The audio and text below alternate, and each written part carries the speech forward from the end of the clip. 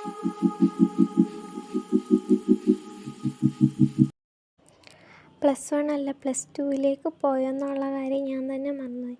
പിന്നെയും +1ൻ്റെ ടെക്സ്റ്റ് നോക്കിയിരുന്നു.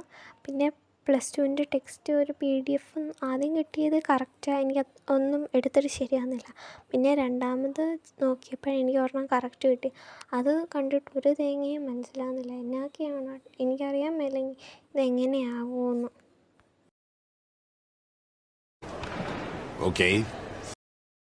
ടെക്സ്റ്റ് നോക്കിയുള്ള കോൺഫിഡൻസൊക്കെ പോയെങ്കിൽ ഞാൻ അവിടം കൊണ്ടൊന്നും തളർന്നില്ല.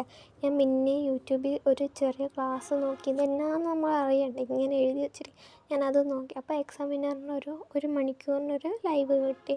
അത് നോക്കി കുറച്ചൊക്കെ മനസ്സിലായി. ആദ്യത്തെയൊക്കെ നമുക്കൊരു ഇലക്ട്രിക് ഫീൽഡ് ഇൻറ്റൻസിറ്റി അതിൻ്റെ പ്രോപ്പർട്ടീസ് വരെ നന്നായിട്ട് കത്തും.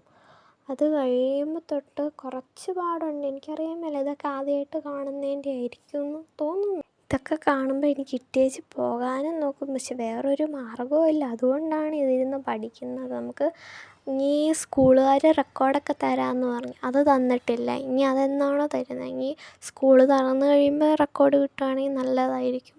നമ്മൾ എഴുതാനും പോകുന്നില്ല. ലാസ്റ്റ് പരീക്ഷ അതുമായിട്ടെല്ലാം കൂട്ടിക്കുഴഞ്ഞ് പോവുമായിരിക്കും. അതുകൊണ്ട് ഇപ്പോഴേ വല്ലതും പഠിച്ചു വെച്ചാൽ +1 നല്ലൊരു അബദ്ധം പറ്റിയിട്ടുണ്ട്.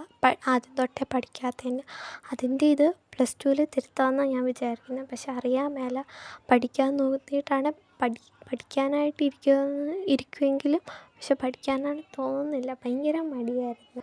മടി കാരണം പഠിച്ചില്ലേ പോകാൻ പോകുന്നത് നമുക്ക് മാത്രമായിരിക്കും. ഞാൻ രാവിലെ തൊട്ട് പഠിക്കാൻ നോക്കിയതാണ്. പക്ഷെ പഠിച്ച് വന്നപ്പോഴത്തേക്കിനും സമയം വൈകുന്നേരമായി.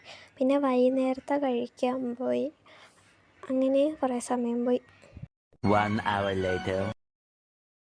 1 മണിക്കൂറിൻ്റെ ലൈവാന്ന് പറഞ്ഞിട്ട് എന്നാ കാര്യം. ഞാൻ കുറേ എഴുതിയെടുത്തിട്ടുണ്ട്. ഇനിയും 3 ഡെറിവേഷനും കൂടെ കിടപ്പുണ്ട്. അതൊന്നും എനിക്ക് പഠിക്കാൻ കഴിയത്തില്ല. അതുകൊണ്ട് ഞാൻ ഓർത്തു ബാക്കീൻ്റെ റിവിഷൻ ചെയ്യാം. അതോടുകൂടി ശുഭം. എല്ലാം തീർന്നു.